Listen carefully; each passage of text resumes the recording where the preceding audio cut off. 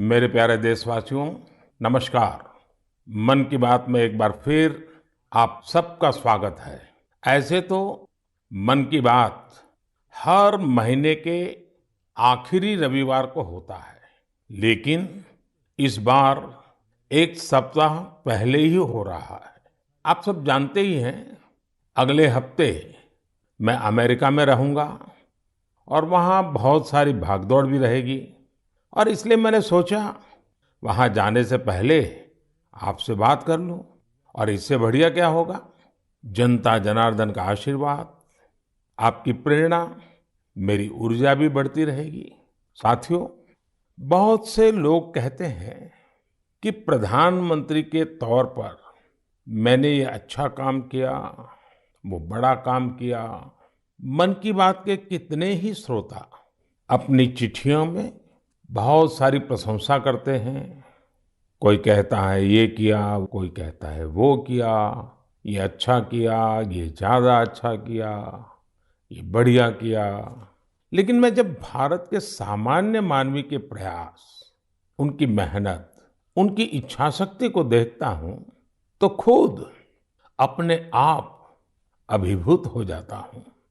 बड़े से बड़ा लक्ष्य हो, कठिन से कठिन चुनौती हो, भारत के लोगों का सामूहिक बल, सामूहिक शक्ति हर चुनौती का हल निकाल देता है। अभी हमने 2-3 दिन पहले देखा कि देश के पश्चिमी छोर पर कितना बड़ा साइक्लोन आया। तेज चलने वाली हवाएं, तेज बारिश, साइक्लोन बिपरजॉय ने कच्छ में कितना कुछ तहस नहस कर दिया। लेकिन कच्छ के लोगों ने जिस हिम्मत और तैयारी के साथ इतने खतरनाक साइक्लोन का मुकाबला किया, वो भी उतना ही अभूतपूर्व है। 2 दिन बाद ही कच्छ के लोग अपना नया वर्ष यानी आषाढ़ी बीज भी मनाने जा रहे हैं।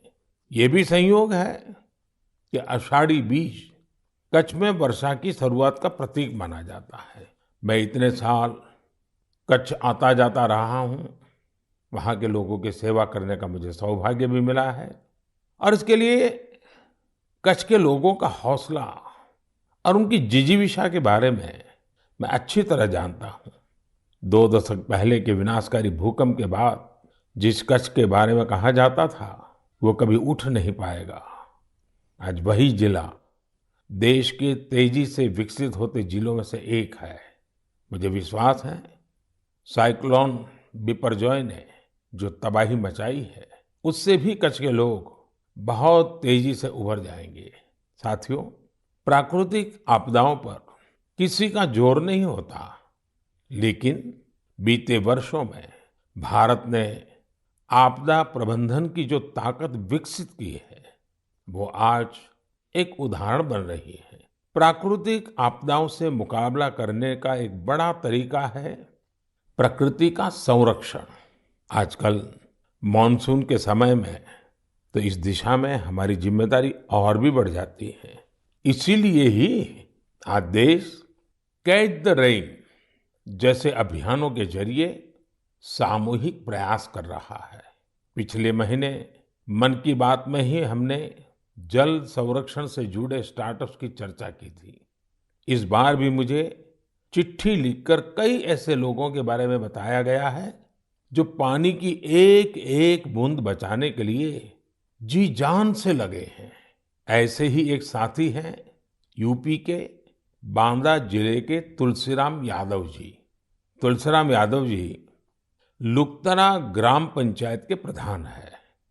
आप भी जानते हैं कि बांदा और बुंदेलखंड क्षेत्र में पानी को लेकर कितनी कठिनाइयां रही है। इस चुनौती से पार पाने के लिए तुलसीराम जी ने गांव के लोगों को साथ लेकर इलाके में 40 से ज्यादा तालाब बनवाए हैं। तुलसीराम जी ने अपनी मुहिम का आधार बनाया है खेत का पानी खेत में, गांव का पानी गांव में। आज उनकी मेहनत का ही नतीजा है कि उनके गांव में भूजल स्तर सुधर रहा है। ऐसे ही यूपी के हापुड़ जिले में लोगों ने मिलकर के एक विलुप्त नदी को पुनर्जीवित किया है। यहाँ काफी समय पहले नीम नाम की एक नदी हुआ करती थी। समय के साथ वो लुप्त हो गई, लेकिन स्थानीय स्मृतियां और जन कथाओं में उसे हमेशा याद किया जाता रहा। आखिरकार लोगों ने अपनी इस प्राकृतिक धरोहर को फिर से सजीव करने की ठानी। लोगों के सामूहिक प्रयास से अब नीम नदी फिर से जीवंत होने लगी है। नदी के उद्गम स्थल को अमृत सरोवर के तौर भी विकसित किया जा रहा है। साथियों, ये नदी, नहर, सरोवर, ये केवल जल स्रोत ही नहीं होते हैं, बल्कि इनसे जीवन के रंग और भावनाएं भी जुड़ी होती हैं। ऐसा ही एक दृश्य अभी कुछ ही दिन पहले महाराष्ट्र में देखने को मिला। ये इलाका ज्यादातर सूखे की चपेट में रहता है। 5 दशक के इंतजार के बाद यहाँ नीलवंडे डैम की कैनाल का काम अब पूरा हो रहा है। कुछ दिन पहले टेस्टिंग के दौरान कैनाल में पानी छोड़ा गया था। इस दौरान जो तस्वीरें आई वो वाकई भावुक करने वाली थी। गांव के लोग ऐसे झूम रहे थे जैसे होली दिवाली का त्योहार हो। साथियों, जब प्रबंधन की बात हो रही है तो मैं आज छत्रपति शिवाजी महाराज को भी याद करूंगा। छत्रपति शिवाजी महाराज की वीरता के साथ ही उनकी गवर्नेंस और उनके प्रबंध कौशल से भी बहुत कुछ सीखने को मिलता है। विशेषकर जल प्रबंधन और नौसेना को लेकर छत्रपति शिवाजी महाराज ने जो कार्य किए वो आज भी भारतीय इतिहास का गौरव बढ़ाते हैं। उनके बनाए जल दुर्ग इतनी शताब्दियों बाद भी समंदर के बीच में आज भी शान से खड़े हैं। इस महीने की शुरुआत में ही छत्रपति शिवाजी महाराज के राज्याभिषेक के 350 वर्ष पूरे हुए हैं। इस अवसर को एक बड़े पर्व के रूप में मनाया जा रहा है। इस दौरान महाराष्ट्र के रायगढ़ किले में इससे जुड़े भव्य कार्यक्रमों का आयोजन किया गया। मुझे याद है कई वर्ष पहले 2014 में मुझे रायगढ़ जाने उस पवित्र भूमि को नमन करने का सौभाग्य मिला था। ये हम सबका कर्तव्य है कि उस अवसर पर हम छत्रपति शिवाजी महाराज के प्रबंध कौशल को जानें, उनसे सीखें। इससे हमारे भीतर हमारी विरासत पर गर्व का बोध भी जगेगा और भविष्य के लिए कर्तव्यों की प्रेरणा भी मिलेगी। मेरे प्यारे देशवासियों, आपने रामायण की उस नन्ही गिलहरी के बारे में जरूर सुना होगा जो राम सेतु बनाने में मदद करने के लिए आगे आई थी। कहने का मतलब ये कि जब नीयत साफ हो, प्रयासों में ईमानदारी हो, तो फिर कोई भी लक्ष्य कठिन नहीं रहता। भारत भी आज इसी नेक नियत से एक बहुत बड़ी चुनौती का मुकाबला कर रहा है। ये चुनौती है टीबी की, जिसे क्षय रोग भी कहा जाता है। भारत ने संकल्प किया है 2025 तक टीबी मुक्त भारत बनाने का। लक्ष्य बहुत बड़ा जरूर है। एक समय था जब टीबी का पता चलने के बाद परिवार के लोग ही दूर हो जाते थे, लेकिन ये आज का समय है जब टीबी के मरीज को परिवार का सदस्य बनाकर उनकी मदद की जा रही है। इस क्षय रोग को जड़ से समाप्त करने के लिए निक्षय मित्रों ने मोर्चा संभाल लिया है। देश में बहुत बड़ी संख्या में विभिन्न सामाजिक संस्थाएं निक्षय मित्र बनी हैं। गांव देहात में, पंचायतों में हजारों लोगों ने खुद आगे आकर टीबी मरीजों को गोद लिया है। कितने ही बच्चे हैं जो टीबी मरीजों की मदद के लिए आगे आए हैं। ये जन भागीदारी ही इस अभियान की सबसे बड़ी ताकत है। इसी भागीदारी की वजह से आज देश में 10 लाख से ज्यादा टीबी मरीजों को गोद लिया जा चुका है। और ये पुण्य का काम किया है करीब करीब 85,000 निक्षय मित्रों ने। मुझे खुशी है कि देश के कई सरपंचों ने, ग्राम प्रधानों ने भी ये बीड़ा उठा लिया है कि वो अपने गांव में टीबी को समाप्त करके ही रहेंगे। नैनीताल के एक गांव के निक्षय मित्र श्रीमान दीकर सिंह मेवाड़ी जी ने टीबी के 6 मरीजों को गोद लिया है।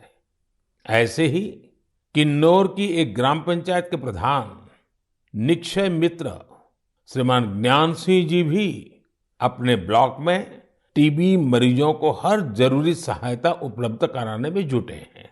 भारत को टीबी मुक्त बनाने की मुहिम में हमारे बच्चे और युवा साथी भी पीछे नहीं है। हिमाचल प्रदेश के ऊना की 7 साल की बेटी नलिनी सिंह का कमाल देखिए। बिटिया नलिनी अपनी पॉकेट मनी से टीबी मरीजों की मदद कर रही है। आप जानते हैं कि बच्चों को गुल्लक से कितना प्यार होता है, लेकिन एमपी के कटनी जिले की 13 साल की मीनाक्षी और पश्चिम बंगाल के डायमंड हार्बर के 11 साल के बश्वर मुखर्जी दोनों ही कुछ अलग ही बच्चे हैं।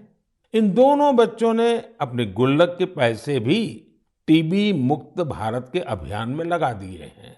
ये सभी उदाहरण भावुकता से भरे होने के साथ ही बहुत प्रेरक भी हैं। कम उम्र में बड़ी सोच रखने वाले इन सभी बच्चों की मैं हृदय से प्रशंसा करता हूँ। मेरे प्यारे देशवासियों, हम भारतवासियों का स्वभाव होता है कि हम हमेशा नए विचारों के स्वागत के लिए तैयार रहते हैं। हम अपनी चीजों से प्रेम करते हैं और नई चीजों को आत्मसात भी करते हैं। इसी का एक उदाहरण है जापान की तकनीक मियावाकी। अगर किसी जगह की मिट्टी उपजाऊ नहीं रही हो तो मियावाकी तकनीक उस क्षेत्र को फिर से हरा भरा करने का बहुत अच्छा तरीका होती है। मियावाकी जंगल तेजी से फैलते हैं और 2-3 दशक में जैव विविधता का केंद्र बन जाते हैं। अब इसका प्रसार बहुत तेजी से भारत के भी अलग अलग हिस्सों में हो रहा है। हमारे यहाँ केरला के एक टीचर श्रीमान राफी रामनाथ जी ने इस तकनीक से एक इलाके की तस्वीर ही बदल दी। दरअसल रामनाथ जी अपने स्टूडेंट्स को प्रकृति और पर्यावरण के बारे में गहराई से समझाना चाहते थे। इसके लिए उन्होंने एक हर्बल गार्डन ही बना डाला। उनका ये गार्डन अब एक बायोडायवर्सिटी जोन बन चुका है। उनकी इस कामयाबी ने उन्हें और भी प्रेरणा दी। इसके बाद राफी जी ने मियावाकी तकनीक से एक मिनी फॉरेस्ट यानी छोटा जंगल और इसे नाम दिया विद्यावनम। अब इतना खूबसूरत नाम तो एक शिक्षक ही रख सकता है, विद्यावनम। रामनाथ जी के इस विद्यावनम में छोटी सी जगह में 115 वैरायटीज के 450 से अधिक पेड़ लगाए गए। उनके स्टूडेंट्स भी इनके रखरखाव में उनका हाथ बटाते हैं। इस खूबसूरत जगह को देखने के लिए आसपास के स्कूली बच्चे, आम नागरिक काफी भीड़ उमड़ती है। मियावाकी जंगलों को किसी भी जगह, यहाँ तक कि शहरों में भी आसानी से उगाया जा सकता है। कुछ समय पहले ही मैंने गुजरात में केवड़िया एकता नगर में मियावाकी फॉरेस्ट का उद्घाटन किया था। कच्छ में भी 2001 के भूकंप में मारे गए लोगों की याद में मियावाकी पद्धति से स्मृति वन बनाया गया है। कच्छ जैसी जगह पर इसका सफल होना ये बताता है कि मुश्किल से मुश्किल प्राकृतिक परिवेश में भी ये तकनीक कितनी प्रभावी है। इसी तरह अंबाजी और पावागढ़ में भी मियावाकी मेथड से पौधे लगाए गए हैं। मुझे पता चला है कि लखनऊ के अलीगंज में भी एक मियावाकी उद्यान तैयार किया जा रहा है। पिछले 4 साल में मुंबई और उसके आसपास के इलाकों में ऐसे 60 से ज्यादा जंगलों पर काम किया गया है। अब तो ये टेक्निक पूरी दुनिया में पसंद की जा रही है। सिंगापुर, पेरिस, ऑस्ट्रेलिया, मलेशिया जैसे कितने ही देशों में इसका बड़े पैमाने पर उपयोग हो रहा है। मैं देशवासियों से, खासकर शहरों में रहने वाले लोगों से आग्रह करूंगा कि वे मियावाकी पद्धति के बारे में जरूर जानने का प्रयास करें। इसके जरिए आप अपनी धरती और प्रकृति को हरा भरा और स्वच्छ बनाने में अमूल्य योगदान दे सकते हैं। मेरे प्यारे देशवासियों, आजकल हमारे देश में जम्मू कश्मीर की खूब चर्चा होती है। कभी बढ़ते पर्यटन के कारण, तो कभी G20 के शानदार आयोजनों के कारण। कुछ समय पहले मैंने मन की बात में आपको बताया था कि कैसे कश्मीर के नादरू देश के बाहर भी पसंद किए जा रहे हैं। अब जम्मू कश्मीर के बारामूला जिले के लोगों ने एक कमाल कर दिखाया है। बारामूला में खेतीबाड़ी तो काफी समय से होती है, लेकिन यहाँ दूध की कमी रहती थी। बारामूला के लोगों ने इस चुनौती को एक अवसर के रूप में लिया। यहाँ बड़ी संख्या में लोगों ने डेयरी का काम शुरू किया। इस काम में सबसे आगे यहाँ की महिलाएं आई, जैसे कि एक बहन है इशरत नबी। इशरत एक ग्रेजुएट है और इन्होंने मीर सिस्टर्स डेयरी फार्म शुरू किया है। उनके डेयरी फार्म से हर दिन करीब 150 लीटर दूध की बिक्री हो रही है। ऐसे ही सोपोर के एक साथी हैं वसीम अनायत। वसीम के पास 2 दर्जन से ज्यादा पशु हैं और वो हर दिन 200 लीटर से ज्यादा दूध बेचते हैं। एक और युवा आबिद हुसैन भी डेयरी का काम कर रहे हैं। इनका काम भी खूब आगे बढ़ रहा है। ऐसे लोगों की मेहनत की वजह से ही आज बारामूला में हर रोज 5.5 लाख दूध उत्पादन हो रहा है। पूरा बारामूला एक नई श्वेत क्रांति की पहचान बन रहा है। पिछले 2.5-3 वर्षों में यहाँ 500 से ज्यादा डेयरी यूनिट्स लगी हैं। बारामूला की डेयरी इंडस्ट्री इस बात की गवाह है कि हमारे देश का हर हिस्सा कितनी संभावनाओं से भरा हुआ है। किसी क्षेत्र के लोगों की सामूहिक इच्छा शक्ति कोई भी लक्ष्य प्राप्त करके दिखा सकती है। मेरे प्यारे देशवासियों, इसी महीने खेल जगत से भारत के लिए कई बड़ी खुशखबरियां आई हैं। भारत की टीम ने पहली बार विमेन्स जूनियर एशिया कप जीतकर तिरंगे की शान बढ़ाई है। इसी महीने हमारी मेंस हॉकी टीम ने भी जूनियर एशिया कप जीता है। इसके साथ ही हम इस टूर्नामेंट के इतिहास में सबसे अधिक जीत दर्ज करने वाले टीम भी बन गए हैं। जूनियर शूटिंग वर्ल्ड कप, उसमें भी हमारी जूनियर टीम ने भी कमाल कर दिया। भारतीय टीम ने इस टूर्नामेंट में पहला स्थान हासिल किया है। इस टूर्नामेंट में कुल जितने गोल्ड मेडल थे, उसमें से 20% अकेले भारत के खाते में आए हैं।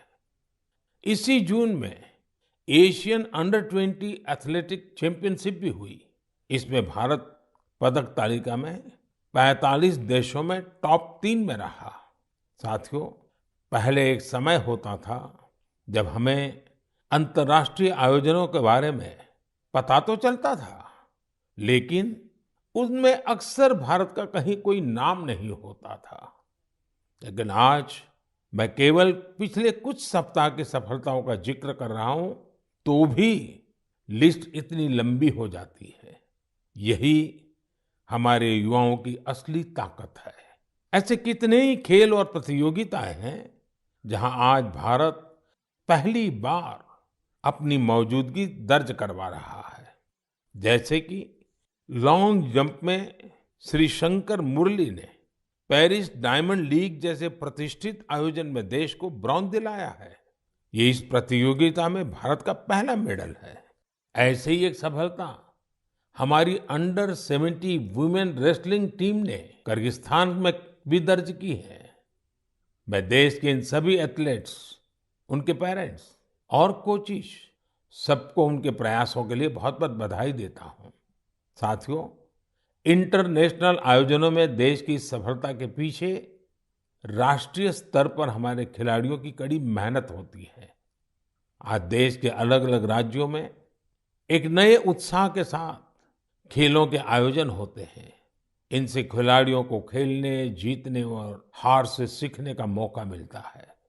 जैसे अभी उत्तर प्रदेश में खेलो इंडिया यूनिवर्सिटी गेम्स का आयोजन हुआ। इसमें युवाओं में खूब उत्साह और जोश देखने को मिला। इन खेलों में हमारे युवाओं ने 11 रिकॉर्ड तोड़े हैं। इन खेलों में पंजाब यूनिवर्सिटी अमृतसर की गुरु नानक देव यूनिवर्सिटी और कर्नाटका की जैन यूनिवर्सिटी मेडल टैली में पहले 3 स्थानों पर रही है। साथियों, ऐसे टूर्नामेंट्स का एक बड़ा पहलू यह भी होता है कि इनसे युवा खिलाड़ियों की कई इंस्पायरिंग स्टोरीज भी सामने आती हैं। खेलो इंडिया यूनिवर्सिटी गेम्स में रोविंग स्पर्धा में असम की कॉटन यूनिवर्सिटी के अन्यतम राजकुमार ऐसे पहले दिव्यांग खिलाड़ी बने जिन्होंने इसमें हिस्सा लिया। बरकतुल्ला यूनिवर्सिटी की निधि पवैया घुटने में गंभीर चोट के बावजूद शॉट पुट में गोल्ड मेडल जीतने में कामयाब रही। सावित्रीबाई फूले पुणे यूनिवर्सिटी के शुभम भंडारे को एंकल इंजरी के चलते पिछले साल बेंगलुरु में निराशा हाथ लगी थी, लेकिन इस बार वे स्टेपल चेस के गोल्ड मेडलिस्ट बने हैं। बर्दवान यूनिवर्सिटी की सरस्वती कुंडू अपनी कबड्डी टीम की कैप्टन है। वे कई मुश्किलों को पार कर यहाँ तक पहुंची है। बेहतरीन प्रदर्शन करने वाले बहुत सारे एथलीट्स को टॉप स्कीम से भी बहुत मदद मिल रही है। हमारे खिलाड़ी जितना खेलेंगे उतना ही खिलेंगे।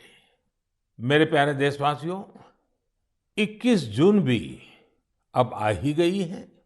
इस बार भी विश्व के कोने-कोने में लोग अंतर्राष्ट्रीय योग दिवस का उत्सुकता से इंतजार कर रहे हैं। इस वर्ष योग दिवस की थीम है योगा फॉर वसुधैव कुटुंबकम, यानी एक विश्व एक परिवार के रूप में सबके कल्याण के लिए योग। यह योग की उस भावना को व्यक्त करता है जो सबको जोड़ने वाली और साथ लेकर चलने वाली है। हर बार की तरह इस बार भी देश के कोने-कोने में योग से जुड़े कार्यक्रम आयोजित किए जाएंगे। साथियों, इस बार मुझे न्यूयॉर्क के संयुक्त राष्ट्र मुख्यालय यूएन में होने वाले योग दिवस कार्यक्रम में शामिल होने का अवसर मिलेगा। मैं देख रहा हूं कि सोशल मीडिया पर भी योग दिवस को लेकर गजब का उत्साह दिख रहा है। साथियों, मेरा आप सभी से आग्रह है कि आप योग को अपने जीवन में जरूर अपनाएं, इसे अपनी दिनचर्या का हिस्सा बनाएं। अगर अब भी आप योग से नहीं जुड़े हैं, तो आने वाली 21 जून इस संकल्प के लिए बहुत बेहतरीन मौका है। योग में तो वैसे भी ज्यादा तामझाम की जरूरत ही नहीं होती है। देखिए, जब आप योग से जुड़ेंगे तो आपके जीवन में कितना बड़ा परिवर्तन आएगा। मेरे प्यारे देशवासियों, परसों यानी 20 जून को ऐतिहासिक रथ यात्रा का दिन है। रथ यात्रा की पूरी दुनिया में एक विशिष्ट पहचान है।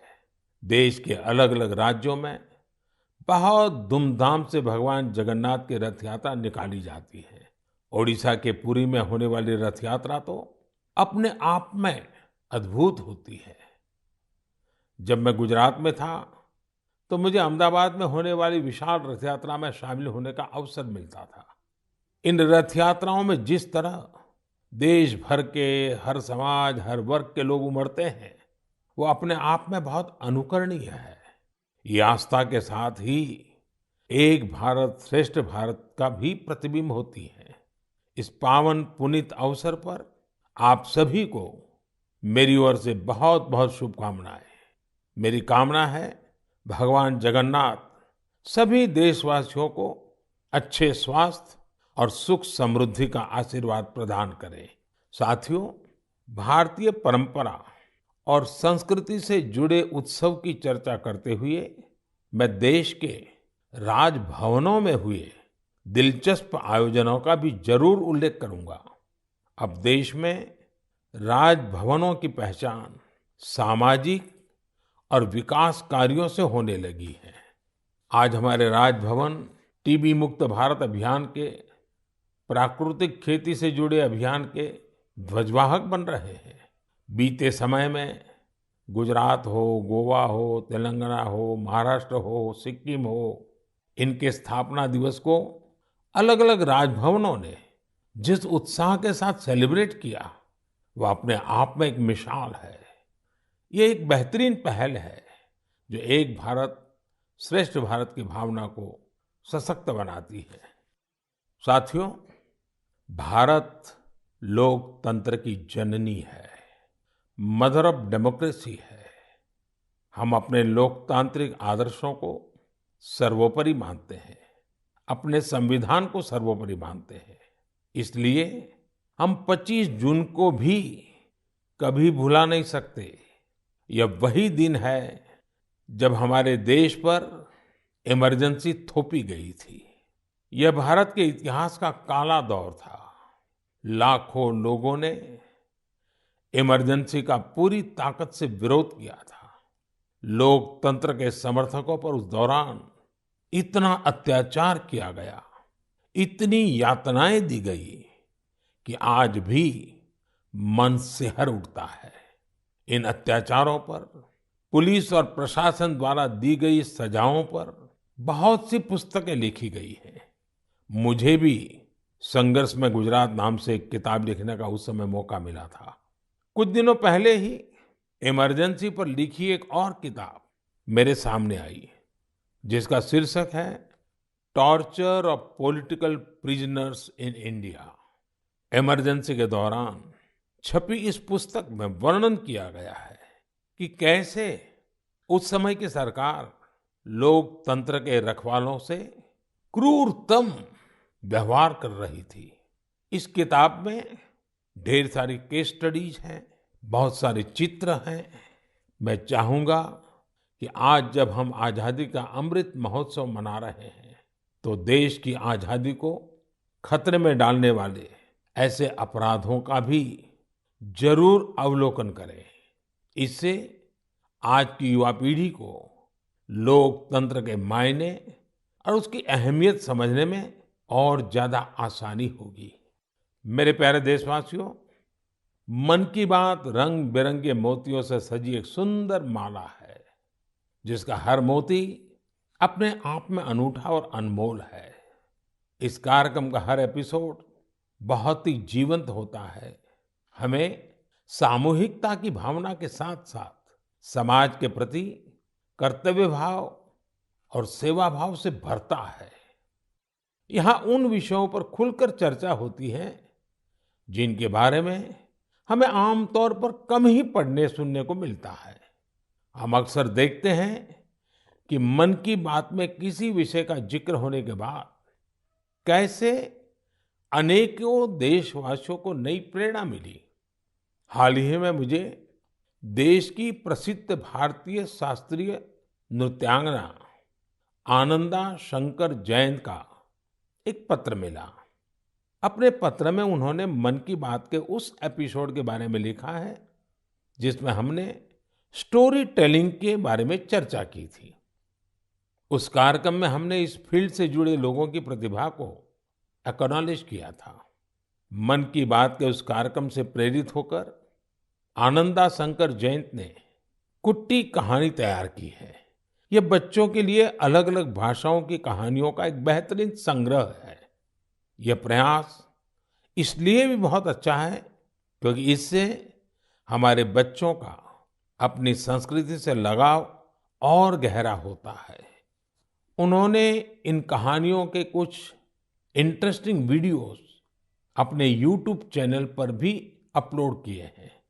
मैंने आनंदा शंकर जयंत के इस प्रयास की विशेष तौर पर इसलिए चर्चा की क्योंकि ये देखकर मुझे बहुत अच्छा लगा कि कैसे देशवासियों के अच्छे काम दूसरों को भी प्रेरित कर रहे हैं। इससे सीखकर वे भी अपने हुनर से देश और समाज के लिए कुछ बेहतर करने की कोशिश करते हैं। यही तो हम भारतवासियों का वो कलेक्टिव पावर है जो देश की प्रगति में नई शक्ति भर रही है। मेरे प्यारे देशवासियों, इस बार मन की बात में मेरे साथ इतना ही। अगली बार नए विषयों के साथ आपसे फिर मुलाकात होगी। बारिश का समय है, इसलिए अपने स्वास्थ्य का खूब ध्यान रखिए, संतुलित खाइए और स्वस्थ रहिए। हाँ, योगा जरूर कीजिए। अब कई स्कूलों में गर्मी की छुट्टियां भी खत्म होने को है। मैं बच्चों से भी कहूंगा कि होमवर्क लास्ट दिन के लिए पेंडिंग ना रखें। काम खत्म करिए और निश्चिंत रहिए। बहुत बहुत धन्यवाद।